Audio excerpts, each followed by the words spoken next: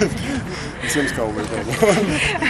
Liepos 8 dieną jūs gavote kreipimąsi iš Vilniaus miesto plėtros visuomeninės komisijos, kurie prašo atkreipti dėmesį į tai, kad konkursas buvo supaprastintas ir jo pavadinimas yra sutvarkymo, dėl to galima tik tai kosmetinį remontą daryti aikštės. Koks jūsų atsakymas? Žinot, 26 metus nuo to, kai ta aikštė buvo paskelbta kaip pagrindinė Lietuvos aikštė, 26 metus visą laiką atsirasdavo koks nors užstrigimas, dėl kurio niekas nevyko.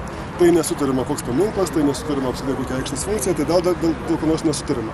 Tai šiandien aš tikrai džiaugiuosi, kad beveik metus turėjome ilgą procesą ir, sakykime, atrankos geriausio projekto.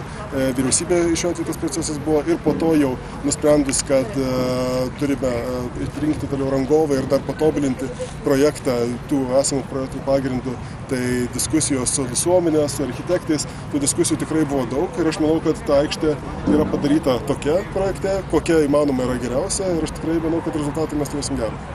Klausimas yra politinis. Tiesiog po šios dienos reitingų aiškėjo jau žaidėjai ir tiesiog įdomu liberalų būtų pozicija. Ar yra svarstamos galimybės bendradarbiavimo, tarkim, su kuriomis partijomis ir tokiu atveju, jeigu valstiečiai žalieji nuspręstų jūsų nekviesti į koaliciją?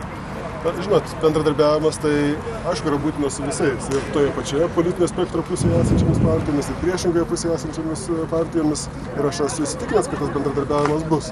Tai be jokios abejonės, svarstysime bendradarbiavimą, bet turbūt šiandien per anksti yra dar sakyti kaip, su kuo, po rinkimų, aišku, ateis laikas apsisprendimas. Su kuo kategoriškai ne?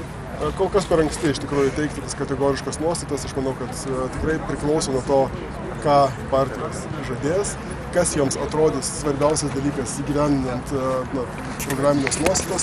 Natūralu dėl to mes turime sutarti, nes čia ne antraštės ir pavadinimai sutarė, bet tam tikri principai dėl kurių ir einame politikai. Premjeras jau minėjo, kad jisai pietauja su partijų vadais, gal irgi jau pradeda pietauti ir su kuo? Aš ir pietauju, ir pusryčiauju, ir šiaip telefonu šnekuosi. Iš tikrųjų, su visais be jokios abejonės šnekamės, dar kaip pats, kaip gal